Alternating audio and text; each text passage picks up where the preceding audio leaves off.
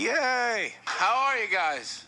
Cool. I wish I could say the same. I'm not very happy. I just moved out of my mom's house, and I just turned 20, and it's over. I'm not gonna make it. Look at me.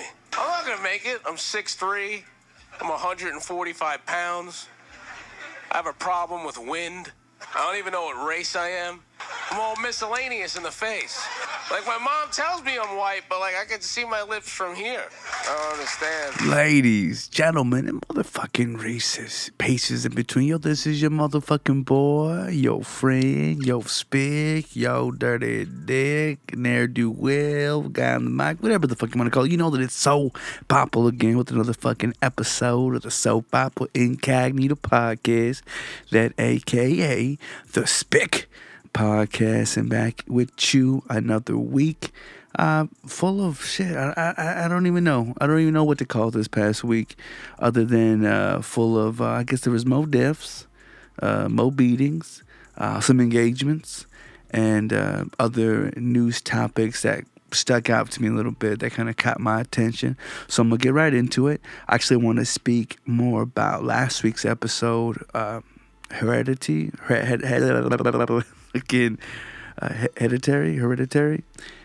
I don't know how the fuck I do this thing where I speak, but then I can't fucking speak when it's time to talk.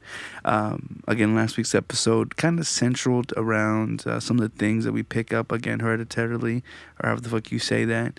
A lot of times from our mannerisms, a lot of times even from demons, you know what I'm saying? And as much as I want to believe that we shouldn't pay for our daddy sins, a lot of that time, or a lot of the time, that's kind of what happens as far as picking up fuck tendencies and whatnot, things of that nature. Like, for example, the oldest, who again is my boy, but he came from a sperm donor, you know what I'm saying, from a previous marriage. And one of his tendencies, like, he sits like in a really queer kind of way, no offense, where he kind of, overlaps his legs and damn near seems like he's trying to fucking pop his penis off. And the oldest, he's very well endowed, which I'm pretty sure came from his mama's side. And again, every single time he sits down, he sits down in that weird, funky way, which, like, I don't want to knock him for, and I'm pretty sure his dick is big enough to where it won't pop off, but at the same time, like, it unnerves the missus, because, of course, that reminds her of that motherfucker. So, like, we kind of nudge him, or so he can kind of cut it out, so now he's man-spreading, and I'm not too sure that's any better, but again, there's just certain things that, regardless of him never being around him, we just pick up. Like, for example, I know one of the things that would always piss my mom off, especially once, my old man was no longer in the picture, from either me raising my voice or me speaking in a certain way, it would trigger something in her that, of course, reminded her of my pops. And regardless of that motherfucker not being in the picture, and I did share my fair years, with him or whatever, there's just some tendencies that we pick up, whether or not they're around, which, again, is crazy, and, again, also scary. And part of that, again, in those inner demons, being the, whether it be mental health and, of course, suicidal tendencies, I actually saw that there's literally 123 deaths a day, and that's, again, just U.S. rounding, so who knows outside of the country and everywhere else. I mean, who the fuck knows? But just in that alone, if there's 123 deaths, that's 1, 2, 3, 100. And it just meant that it is not just something simple or something that we got to keep treating taboo. Like, it needs to be spoken about. It needs to be common, so that it's not one of those secrets that we kind of keep to ourselves because no one else would understand, or because people, frown upon. And in case I didn't really hit that subject last week, I wanted to just re-clarify that not only is it a touchy subject, we got to be tender with it. And when someone brings it up, we can't just yeah them or give them a fucking 1-800 number, because sometimes just the smallest little bit of just talking it out just means the world of difference, and it makes up so much to where, you not only do you feel a little bit better, not only do you feel like hopefully you're a little bit more understood, but you understand, okay, this little thing that I keep bottled up doesn't need to be a fucking volcano that I allow to, kill me from the inside out. So again, if any of y'all ever, experience something like that, I mean, by all means, y'all can talk to someone, and if someone ain't at your closest vicinity, then by all means, you can reach at me again. Soul Papo, SOULPAPO on most social medias, and if I see something, I'm gonna say something. Please believe, without any fucking doubt in my mind.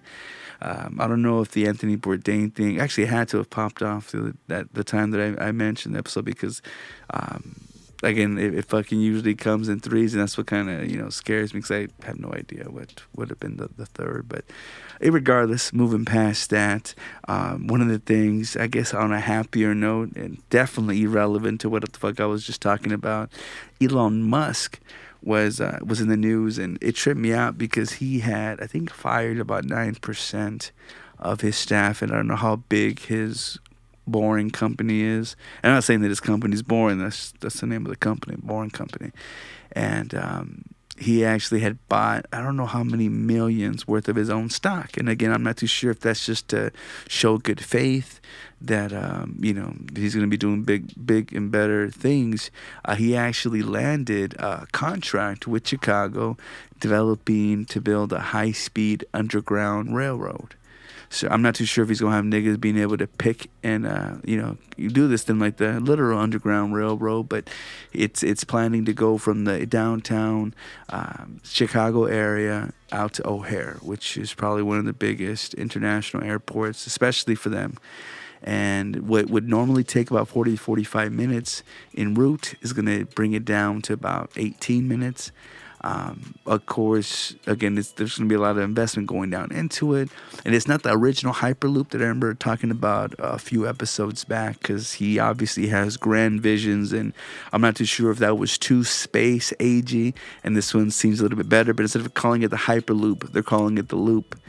And I guess not to be confused with the City or the other similar sounding train system that's out there. But what's a trip is that not only, again, is it this shit going to be twice as fast to get there from one point to the other. What costs normally $5 in, let's say, in the train, is going to cost $25, which is still, I think, cheaper than what it would actually cost going through a fucking Uber. Because I think they're saying that the Uber itself, again, roughly taking those 45 minutes, it would cost about, that's 18 miles, and you're talking about congestion and all this other bullshit. So even though it's going to cost a bit more, it's so fucking much more faster. Again, connecting two of the most major things. This motherfucker's going to run, 20 hours a day, every single day, and literally there's going to be a pickup every 30 seconds. So I'm not too sure if that's why it's going to be taking so long, because it has to fucking stop. But at the same time, like, it's just, I don't know, it's going to make things more efficient. I think anytime you're dealing with airports or just the hustle and bustle of downtown, whether that be for important, court hearings or just business in general, that cost is greatly outweighs, again, the importance of its efficiency. Just how, as much as I don't want to save a couple dollars, when doing my oil change, like the fact that me, myself, being car illiterate, I would much rather pay, I guess, double the price just so I can get that shit done in 10 minutes rather than me struggle to save a few dollars and it take a couple fucking hours. Like, it's not worth the cost to me. Just how, for example, and again, please believe, I'm a fucking Jew beyond any belief of Hebrewisms, and I want to be able to get the best fucking deal, but you gotta understand how much your time is worth and how much the shit that you're fucking with is worth. So again, in that same essence, and I'm gonna compare it to this other train system that he has projected to be in LA, which for whatever reason their train system or the system he's trying to build for them is only going to cost $1. I'm not too sure if it's because there's not too much to have to work around like you would in a highly industrialized or just already populated fucking place like Chicago. But again, kind of a big fucking deal. And the fact that we're kind of moving that way in technology is just, it's tripping me out. And I'm very excited to be able to fucking visit, but obviously it's not gonna be by the time this motherfucker's done. But it just lets me know, dude, we fucking moving. We moving. I hope you moving. Because if you ain't moving, no one is going to wait for your ass. So. Piss off, Ghost! He's freaking gone. Motherfucker, speaking of pissing, a 9-year-old girl was sent to rehab. That's right, I repeat, motherfucking rehab. After she wet herself while refusing to stop playing. Probably the most addicting game since fucking Tetris and Candy Crush. Motherfucking Fortnite. Yo, you know how much I've been stuck on that bitch. Which, by the way, y'all can always find me online with that on my PS4 at Papo, or on Xbox at the Papo, or on the Switch at El Papo. Either which way, the unidentified girl reportedly downloaded the game while she received, she downloaded the game after she received an Xbox One back in January and quickly became hooked. Now, she was so hooked at the game, or she was so hooked on the game. I can't really shouldn't smoke before doing this shit, but she'd be so hooked playing this fucking game, she wouldn't even go to the toilet. Apparently, according to her mother, she said that my husband saw her light on in the room at night and found her sitting on a urine-soaked cushion playing the game. Now, the parents said that the daughter started showing aggressive behavior after becoming hooked, and she would fall asleep in school. She started becoming aggressive with her peers, and she said the parents had also discovered unidentified or unrecognized $67 a month charges from Microsoft. Again, this is those V-Bucks that pisses me off so much because it's supposedly just for cosmetic shit, but I know it gives these niggas a slight edge. But apparently over the last 2 months, she's been contacted by dozens of other parents, again, as young as 8. Also, I guess, to counsel her, to talk to her about the fucking addiction that is Fortnite. And the shit that cracks me up the most, because I knew that motherfuckers were going to be able to get their credit cards hit like a motherfucker when doing so, which is the only reason why I'm ever like nitpicky with what my boys play, because I'm like, don't fucking play nothing that's going to have these, in-app, in-game currency charges, because, again, kids don't fucking know, and if they're as dumb as my oldest one, they ain't gonna fucking read, so, of course, she's gonna fucking stack the fuck up, because all that they know is they want that fucking picture. They don't see the little asterisk sign telling you it's gonna charge this and such, which is why fucking Kanye went on the rant he did, because his dumbass fucking gave his daughter a fucking iPad with no parental controls, and whatever. You bite the bullet when you bite the bullet, and that shit happened to me when I let my kid fucking play Zombies versus Plants or Vice versus whatever the fuck the shit was called. But yo, Fortnite is it's fucking addicting. Like, I much rather play PUBG, which is the only reason if you don't have a PC that can process that bitch is to have an Xbox, is Fortnite's on every fucking system. Matter of fact, they just put that bitch on the Switch, which means if I'm feeling not so Jewy and don't mind using my data, I can fucking hotspot my fucking phone and play wherever the fuck I want with some thumbsticks, you know what I'm saying? I tried doing that at work. Wi-Fi wouldn't let me. But regardless, that shit it's just crazy. It's addicting. It actually, I was an old coworker, the racist white Boston guy in I forget what episode I did it with him. Anyways, he, not too recently got an Xbox, and he's like, yo, we got to play. Motherfucker, being so excited, I spent $15, which of course ain't too much, but coming from a Jew it is, just so I can get a fucking headset, because for every fucking reason, Xboxes don't come with headsets. PlayStation do, even though it's just one little string. But it makes the fucking world of difference if you're going to play duos or just whatever, just so you can talk shit or be like, hey, yo, I left this over here, go get it, or watch out, motherfucker's coming from the left. Or, things of that nature. Communication is key. At least that's what they say is for relationships. But I don't be listening. Hey, take it easy, man. I just keep in the realm of technology and whatnot. And obviously, I think as we grow and as we develop and as we learn, we figure out the kinks to things and we perfect it, whether it be how we viewed shit from astrology back in the heyday to, kind of to where we're at now. And I know one of the biggest figures in that, as far as, I wouldn't say much philosophy, but just introspect. You know what? I'm going to read you a fucking article because it made me trip the fuck out. in both what was revealed and then how other publications try to sweep it up. But they're saying that Albert Einstein, not only, is he revered for, being the scientist behind theory of relativity, but also as a humanitarian icon. Again, excerpts from the physicist's private diaries, though, which details travels around Spain, Palestine, Japan, China, Singapore back in the early 20s, significantly diminish the stature, of the latter things that we remember him by. Now, the Nobel Prize winner and, of course, civil rights advocate is remembered for his stances against discrimination, both in his native Germany as in when he was here in the U.S. Now, in his speech at the Lincoln University back in '46, the first U.S. institution to grant degrees to African Americans, he famously stated that racism was a disease of white people. Now, again, for my Anglo-Saxon listeners out there, I love you. You know what I'm saying? I be conservative on certain views, but, he said that. And I know that along with that disease of racism, it also motherfuckers also happen to bring diseases out to the Indians, which damn near killed most of their population. Not only when they fucking made them go across desert for however fucking many days, but anyways, his travel diaries again revealed that his impressions of people he met were in fact racist. Now, this is someone's personal diary, so I'm not too sure how much we can judge him off that. Of course, we're going to be judged off the things that people don't fucking see, but at least he wasn't like that outwardly encouraging motherfuckers, so there has to be some said for that.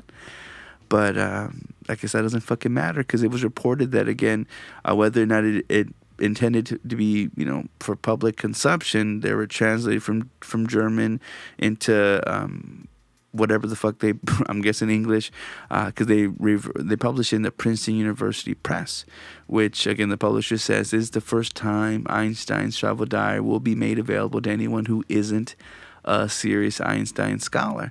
Now, quotes from the volume make for unsettling reading, because he describes industrious, filthy, obtuse people he met on his travels, and is particularly racist towards the Chinese, writing that it would be a pity if these Chinese supplant all other races.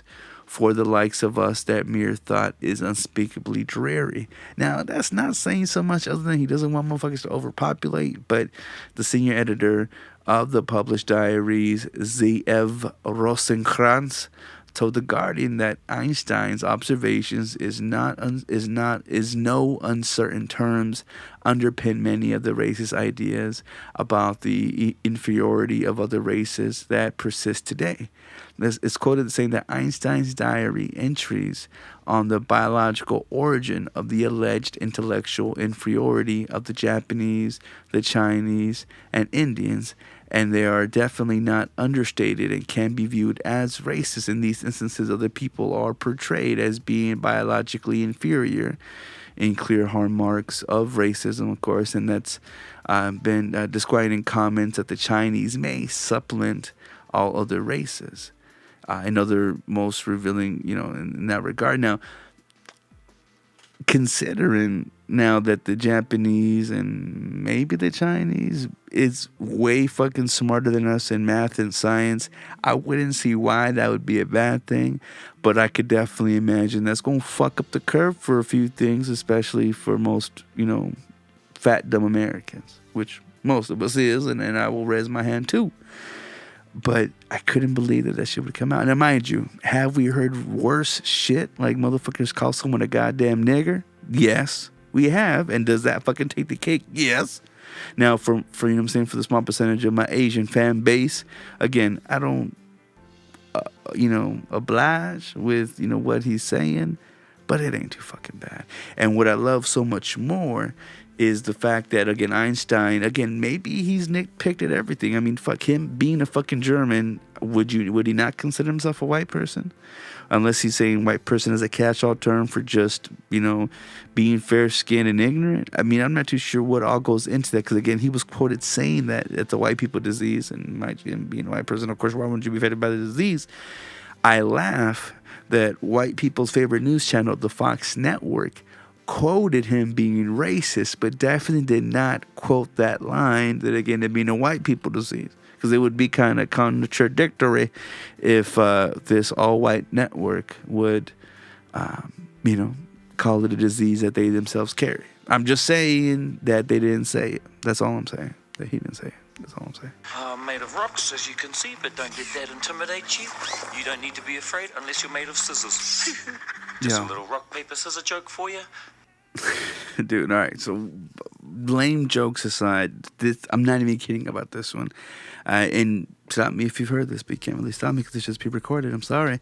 There was a dancing FBI agent who shot someone as he tried to fucking do the worm or do some sort of shit in the fucking dance floor. This happened to Chase Bishop, age 29. He was dancing somewhere in some Denver bar called Fuck If I Know. And I don't know if there was some kind of dance-off shit that had popped off, but he started doing this thing, and the fucking gun flew out of his, little waist shit, and when that shit happened, and he tried to pick it up, I don't know if he picked it up, but I didn't bother fucking looking at this shit because I heard about it so fucking much. As he picked it up, he shot some buddy in the fucking leg. The person who got shot in the leg got hit in the main artery. Could have bled to death if someone didn't fucking apply a tourniquet to his ass. But because of this, he's definitely going to have free drinks for life. So this might have been a regular possibly. But the shit that fucks me up is that this guy, this fucking FBI agent, of course, wasn't named or identified when the video had gone viral, or even when that shit had popped off. He just fucking put the gun away, walked out with his hands up, and probably said sorry, and kept it moving. Now, this was anyone of the color, you could damn near well know they would have stopped his ass. They would have fucking put something against his neck, and he might not have lived to tell the tale. On top of him shooting somebody, he only had $1,000 bail, which, he did turn himself in, so I'm not too sure if that bail bond was of good faith. But probably could have paid a little more, mind you. If I wouldn't want to even have to deal with that sort of bond at all, because that just wasted money.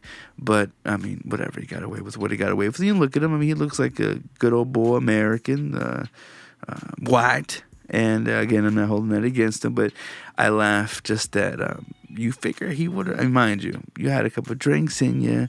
Not to say that you probably shouldn't have a firearm on you, but you probably shouldn't. And not to say that you can't carry in the bar, because it definitely wasn't allowed.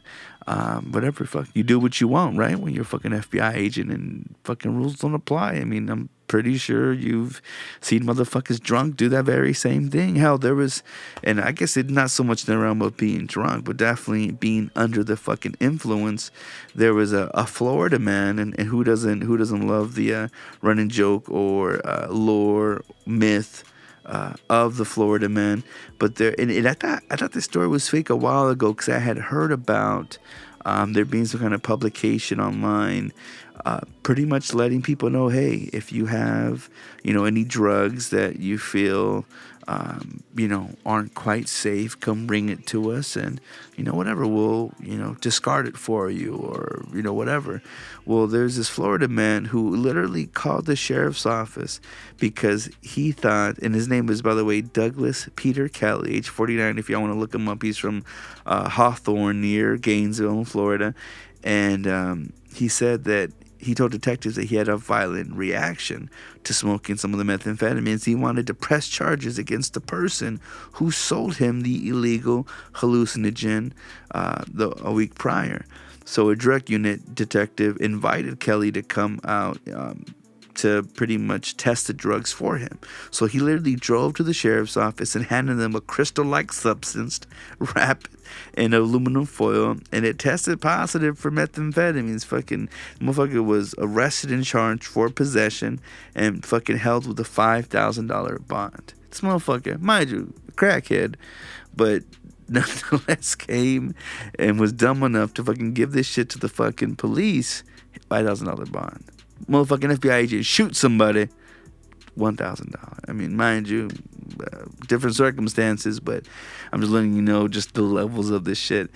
And what cracked me up is that there was Facebook posts about this and how, if, you felt something was unsafe to, come and test it out. So his whole point was that he thought he was being ripped off and he was smoking something else. So again, he comes like a dumb fuck, has them tested. And of course, I'm pretty sure there's some meth in it, whether or not it's cut the fuck up. I don't know how many fucking times to preserve and to, mass produce. That ain't the fucking point.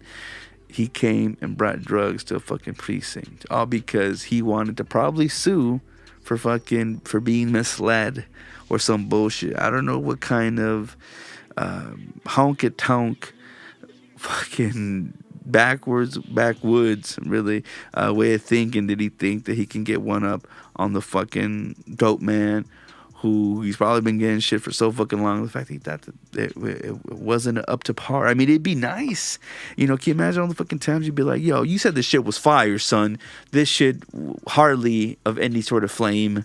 It's fucking mind-boggling that not only are, as a people, that fucking dumb, but that, we were able to get drugs off the streets that night. At least, one lovely crackhead. And I say this time and time again, but anytime I see someone fucking twacked out, not only does my heart go out to them because they're probably going through some things, but then my heart goes out to them, especially out here in Arizona, because you out there in the fucking sun, not only brain fried from whatever shit you just fucking cooked over a goddamn spoon, but also under this motherfucking sun. You know what I'm saying? It's as pretty as it is. It don't feel pretty. Nothing makes sense here, man. The only thing that does make sense is that nothing makes sense. They're saying, because this shit don't make no damn sense, but they're saying that more than 1/3 of adults in the U.S. take prescription drugs, and that they're not knowing that could actually potentially cause depression or at least increase the risk of suicide. Now, again, I lightly touched on this last week, and then even lightlier try to talk about it at the beginning of this episode, but researchers in the University of Illinois, Chicago, you know what I'm talking about, they analyzed that the use of medications of more than 26,000 adults from back in 2005 to 2014 who participated, I should say, in this larger health and nutrition survey. They found that more than 200 of them commonly use prescription drugs and have depression or suicidal tendencies listed as potential side effects. Now, the types of medications that include like hormonal, birth control medications, blood pressure, heart medications, fucking even the protons that pump inhibitors and fucking antacids and goddamn painkillers, the shit that literally everyone uses.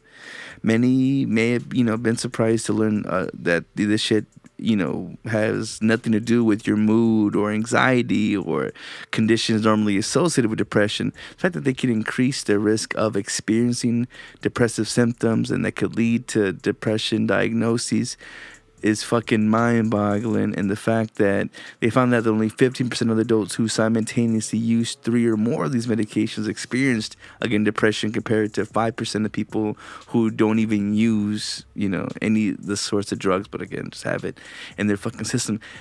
Again, the fact that we just go idly by using and mostly abusing shit of this nature, can you imagine the fucking, I don't know, tar, poison, or just, I don't know what, antimatter that is just continuing and developing stronger and stronger. Like, shit like that brings it to no surprise of this incident that happened to a kid in Idaho. Motherfucker caught the goddamn plague. Literally, the plague. Now, obviously, it's a very rare case, but this Idaho child becoming infected with the plague had health officials using or urging the public to be on the lookout for a potentially fatal bacteria disease. Now, again, the Department of Health and Welfare announced that a kid in Elmore County, located between Twin Falls and Boise, had contracted the plague. And the child is only the 5th human to suffer from the plague since 1940. So how the fuck they're able to narrow it down or keep this shit contained? I have no fucking idea. It makes me just say beware of white people. But the children, or the child, I should say, had recently returned from a trip from Oregon which sucks because I used to love Oregon Trail. Nothing to do with one another. Just wanted to throw that out there. And the Health and Welfare said that they had not known whether the plague was contracted in that state or in Idaho. Now, the case serves as a reminder to recreationists in southern Idaho that the plague is dangerous to people and pets, no fucking doubt. But the proper awareness, precautions, and prompt treatment, should be applied when needed. Now, I don't know how the fuck you would find that or what symptoms you would have to have. But again, it appeared in pets and wildlife in recent years out there. But the shot again was contracted disease in the first human case since fucking 1992. So again, it's out there, and I'm not sure how the fuck it keeps living because they really didn't go into that. But the plague symptoms, I guess, in people include the sudden onset of fever, chills, headaches, and weakness, which is such a fucking common ailment, or not ailment, but shit that happens. I don't know how the fuck you can type it down like that. But they're saying that in most cases, there's a painful swelling of the lymph node in the groin. I don't know why I thought lymph node was in the fucking throat, but you can feel it in the armpits and the neck area, and in some cases, rapidly developing signs of pneumonia.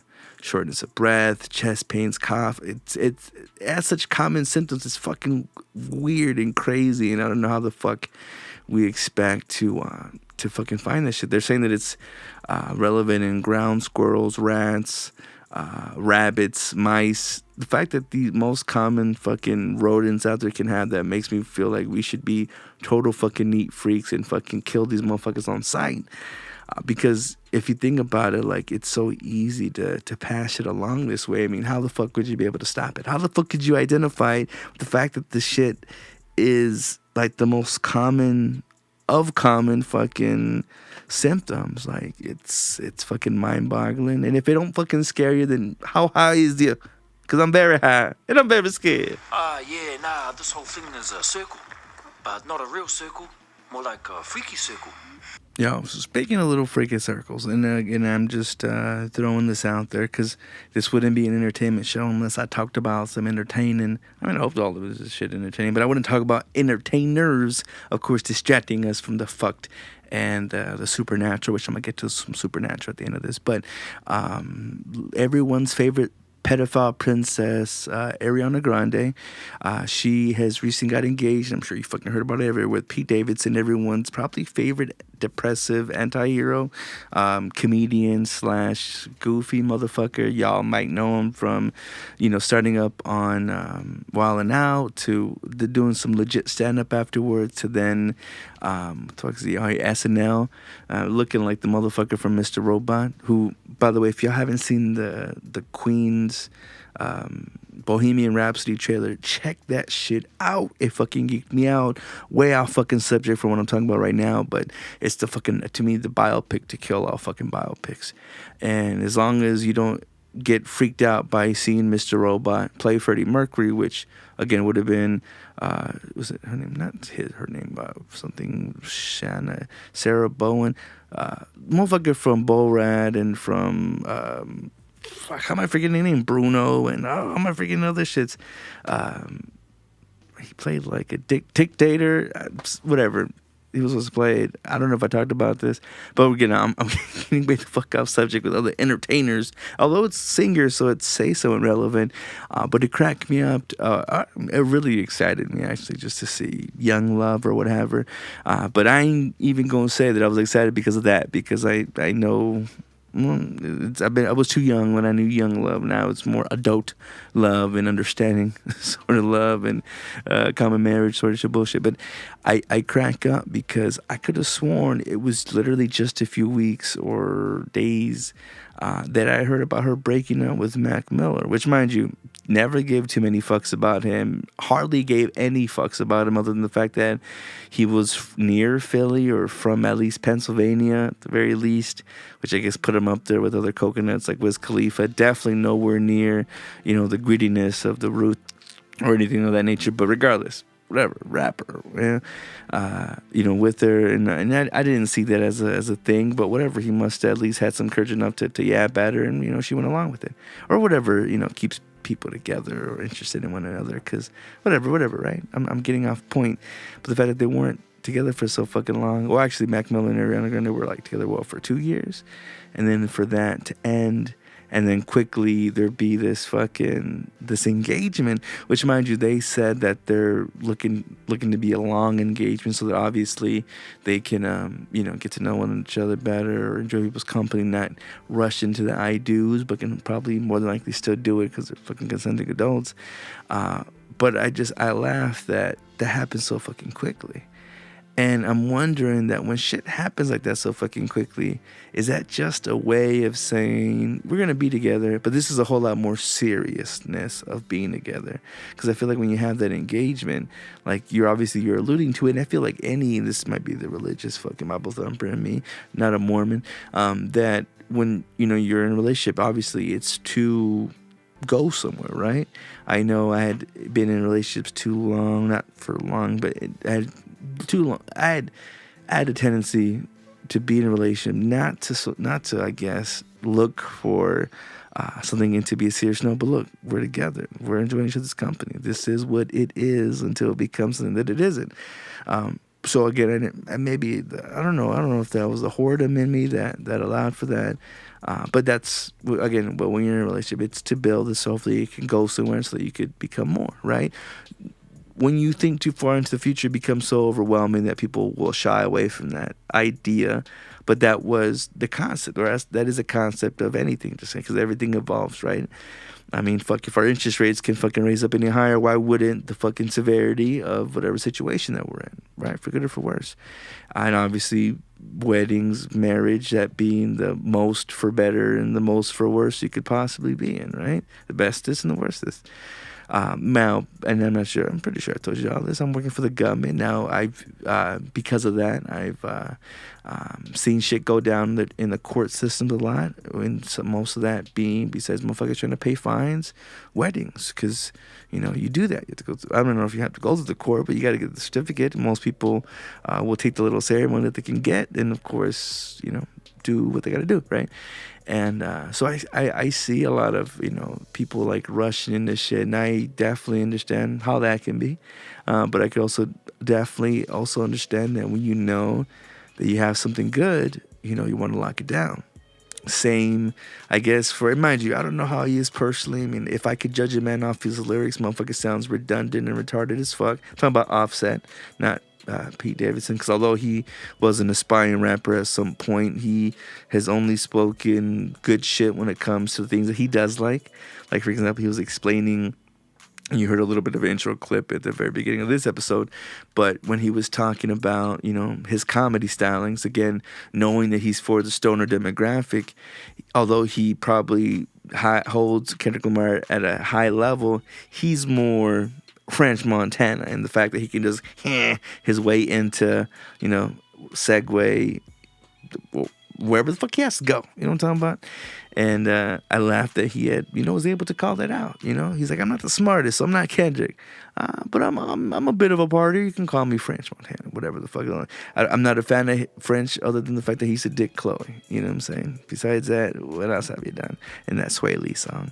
Or Ray Schmurmer, whatever the fuck he went as. But regardless, dude's funny. And again, anyway, wasn't I just talking shit about Offset? All right, the reason I was talking shit about Offset is because, and again, at the time of this recording, he's engaged to Cardi B.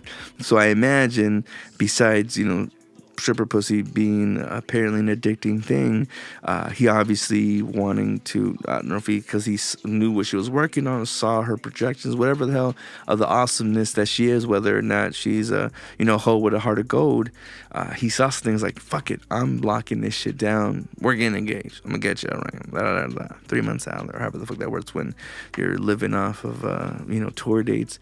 But anyways, obviously when you see something, you say something and you fucking lock it down. And I'm wondering if that's what that was. Because obviously you see, and I worry all the time about female singers just all becoming divas, because all the female singers that I've met, even if they were churchgoers or not, were definitely fucking divas. And mind you, be strong, be confident, be proud. But, in the case of, Nick Cannon and Mariah Carey, she is the definition of diva.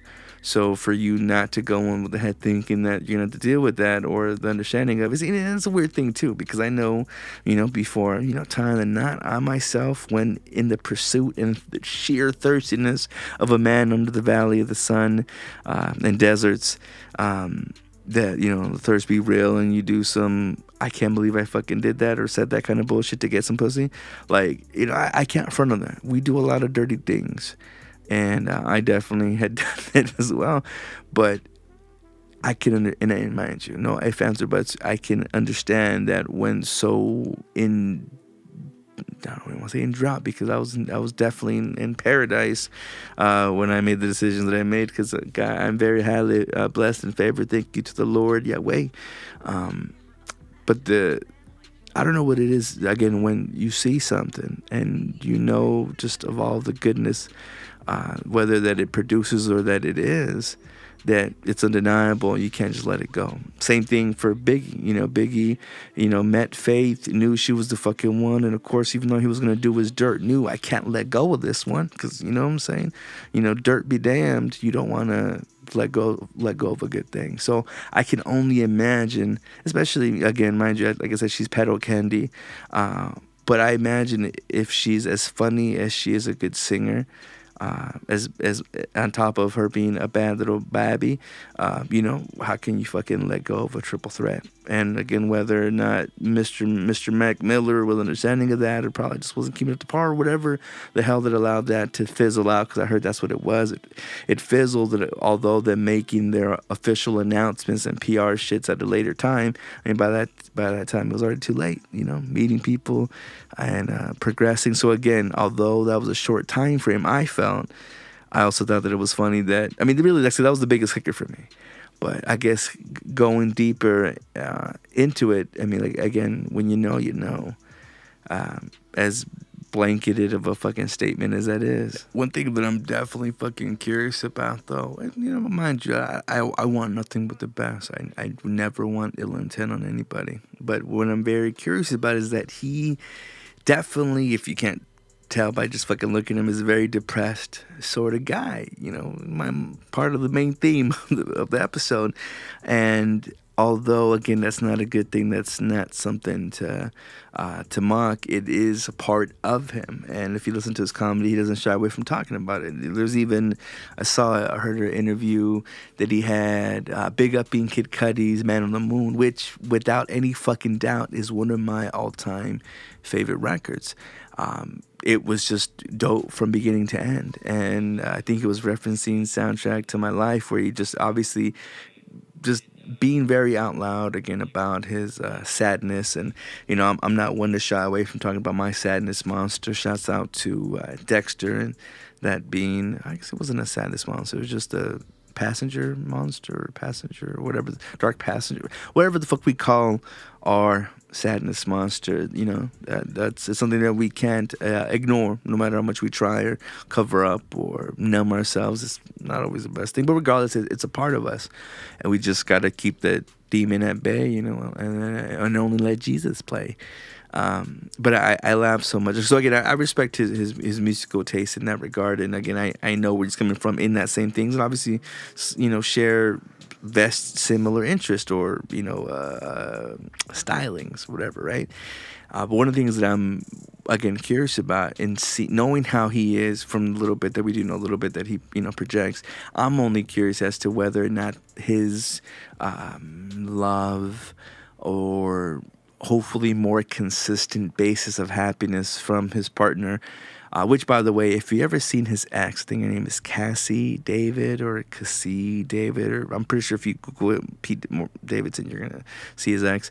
She was kind of a baddie, you know what I'm saying? She kind of had this Jessica Jones kind of shit to her. Mind you, I don't know what kind of art she does. I know she, I think, was making a show for Netflix or for Hulu, or no, my bad, Amazon, or fuck down the ladder of streaming sites that are trying to create original content. Not only is she a little baddie that's creating her own thing. They had been together for a good while, and supposedly there was some, I don't know if it was shade or whatever, because I'm not too sure if they're still Instagram friends or not, or whatever fuck social media the site was on, where he had posted about it, and she just commented, ha ha ha. like thinking like, how the fuck is this news, or how the fuck can you be? Obviously, there's a little bit of shade being thrown in there because she's laughing at it, whether it be because they never got to that point of that, or maybe because there's some kind of insider and one of them wanted to. I know she had to feel some sort of way that not only is she old news, I mean, even though she was technically current news because of her, recent Amazon deal, but the fact that as in a relationship, how then moving on so quickly and then again escalating to engagement. Now, they didn't go off and get fucking hitched, but I mean, again, still a big fucking deal. Still a declaration of losing of independence, and it's whatever society sees it as and I hate actually how society looks at it, because I get them fucking seeing videos or titles of them saying, "Oh, this expensive $93,000 ring that he supposedly gave," which I'm not sure. I can't tell his pockets, so then he's possibly a Puerto Rican Jew. The fact that she probably fucking bought it. Which, hey, who can knock that? If she fucking has the money, she can afford the whatchamacallit, so why the fuck not? You know what I'm saying? I'm kind of in the same situation. I want to talk about myself, but it is what that is, and I was just laughing at again. I'm getting way off fucking subject. I shouldn't have taken the fucking hit before getting into this topic. But again, not only was that kind of a funny thing, but I'm wondering, is it going to affect his comedy? Is it going to affect his... I mean, obviously, when you're dry, you're fucking dry, and the only way you're going to get wet is if you lube up or, get where you got to be. But I'm just wondering, is his styling going to change at all? Is he going to... Because one thing is that, going back to the cat who does... I can't remember his fucking name, Mr. Robot. I'm looking at the fucking DVD thing right here in my collection. I can't fucking flip it over because of the shit on top of it. But just like how someone's facial structure is, like, it is how that is, right? Some things we can't change. If you got a resting bitch face, whatever, whatever, you are what you are. So I'm just wondering, because he has this dry sort of deadpan, kind of seems dead inside or just super fucking stoned thing to him, is that going to change? Are we going to see more? And mind you, it's beautiful when people smile, when it's a natural smile, especially like a fucking good hearty fucking laugh. I love that shit. If I can make you chuckle, make you piss, make you have some kind of flinch, I gobble that shit up. So again, I'm wondering how that's going to affect his things. Like, are we going to get a different person now? Or again, is this his art and that goes unaffected by, by muses of sorts, which, I mean, if most of these bitches are sirens, can you imagine your main muse and inspiration? I'm just saying. Oh, well, I tried to start a revolution but didn't print enough pamphlets, so hardly anyone turned up, except for my mum and her boyfriend, who I hate. As punishment, I was forced to be in here and become a gladiator. Bit of a promotional disaster, that one. But I'm actually organising another revolution. I don't know if you'd be interested in something like that. Do you reckon you'd be interested? Yeah, I'm not too sure how... or what you guys entirely find interesting outside of, immediate satisfaction we get from our phones, video games, movies, music. Good old times, like when you just were, be outside in nature, like admiring the stars, like that, I don't know, or fucking smelling the roses or flowers or what have you. I'm not too sure how much of that still gets enjoyed, or because obviously we capture it a lot of times, but, do we really kind of get to be in the moment? And I, again, just from, what was it? What was the last Monday holiday that we fucking had? I remember going out to the river, being able to enjoy, the sand between the toes. Not so much the fucking sun being down on you, but definitely, the joy of the water and yada, yada, yip, yip. And one of the things that I definitely can enjoy once it got darker was being able to actually see the stars. When in my job, I don't live in the biggest cities like LA or New York. Definitely not pretty enough for LA. Definitely not rich enough for New York, or smart enough. I don't know, however the fuck the saying goes. Things aren't too, drowned out, but, say somewhat still. That fucking ozone layer, what have you, so many things. So being able to admire nature for all its fucking glory, it is definitely a fucking beautiful thing. Something that I wouldn't even want to fuck. I mean, I try not to fuck my phone in general, even though I'm holding it right now in my goddamn hand. Or God bless that hand. I'm trying to wrap shit up, I promise y'all. And forgive me for it being too short, but... one of the things that tripped me out the most that I witnessed, and again, thanks, as much as I talk shit about technology, thanks to technology, we were able to fucking witness it and watch it over and over again. But there was recently, and again, y'all could do your Googles, there was a black hole that swallowed up a star. And again, stars being gas and I'm sure whatever other fucking particles that look like dust, it looked like it got fucking sucked up through a goddamn vacuum cleaner. Or a bitch eating spaghetti and she slurped up the noodle. Not to be confused with some shit that you might find on the porn site. Like, it was trippy because, again, you see this fucking flare of light, this fucking beam, and then it just be fucking slurped on up into this fucking reverse angle of a butthole. And it tripped me the fuck out. I was like, whoa, is that computer graphics? What is this, CGI? No, it fucking was fucking mind-boggling because there's black holes all over. And I'm not talking about fucking shitholes, nigga. I'm talking about some legit fucking swelling up fucking universe and galaxy sort of shits. So much to where, there was that picture, and I'm sure y'all seen it before, and I'm not sure if y'all been listening to the I'm Black He's Mexican podcast or my solo endeavors, but we've talked about this thing that all we have are still images of and something coming out. We've seen shit go into black holes. We haven't seen come out of black holes. Like, you had to be super fucking deep in your fucking technology if you can move that fucking fast that you're coming out of something that's going the opposite fucking way. Like, I don't know if you're still amazed when someone fucking goes backwards on the fucking escalator or whatever, you know what I'm saying, to go against the current, against the odds. Like, you had to be pretty fucking strong. You had to be going fucking, I don't know how many fucking light years to be able to zip out there. But again, we're not there technology-wise at the time of this fucking recording, so it's fucking pretty gnarly that you can do that. So again, just witnessing shit get sucked into it, it's a trip. And it just makes me wonder, like, we can be fucking gone in that much of an instant. And whether or not, let's say it's not, because obviously it's a matter of so many fucking years, whatever fucking distance, and mind you, distance is a measurement of time, not so much a fucking furtherness. I don't fucking know. Only am I damn near retarded, but I'm a little bit of an influence. And on top of that, I'm whatever. There's so many things that we don't fucking know. So many things that we can't fucking comprehend. So many things that we can't fucking solve. But regardless, things are, only so far away. And whether we take these little dips into pings or shortcut zones or what have you to get from point A to point B, the fact that, I don't know, what I'm trying to say is we could be already dead. We just don't know. It's going to take us so long to actually make it to the, I don't know, the back end of the wall. I mean, this isn't we're not a fucking flat earth, but in a fucking way, there's little wrinkles in time that can fucking zip us from point A to B to Z and back again into some deep, dark cut that, we have no idea of. So, again, do your Googles and please look at that so you can just see it in its majesty. And again, that's just from what we were able to collect. Imagine if that shit was just, I don't know. I don't know what difference it would make being closer into it. I couldn't tell what else could be sucked into it. I just know that this fucking black hole literally killed a star, or at least sucked it in. Who knows what happens once it goes to the other end? Who knows if it comes back together again? Who knows what becomes of it? It's the fact that the things that we don't know is the fact in which should keep us fucking in check. But that's way too mind-boggling and depressive. So what I want to end this with is a dedication. And normally anytime we do a dedication, it's very, definitely obscure the way that I fucking do it, but it's definitely an homage to the most basic things in life. And being the Bible thumper that I is, and a bit of a lustful one at that point, and, definitely very ignorant in that. What more ignorant in Old Testament times would there be than sacrifices of precious and loved ones?